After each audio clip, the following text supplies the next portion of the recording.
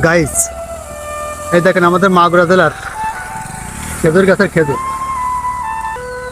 যখন ছোট ছিলাম এই খেজুর গাছের খেজুর পাকা খেজুর পারতাম, আর এখন আসলে দেখেন খেজুর খাওয়ার মতো কেউ নেই। পাখিগুলো খেজুর খাচ্ছে, নিচে দেখেন কি সুন্দর খেজুর পড়ে আছে, পাকা পাকা খেজুর। এই দেখেন একটা পাকা খেজুর, এই একটা পাকা খেজুর। এই পাকা খেজুর আপনাদের আসলে অনেকেই কিন্তু যারা মাগুরার বাইরে, আসলে এই মাগুরা যশোরের বাইরে এই খেজুরগুলো পাওয়া যায় না।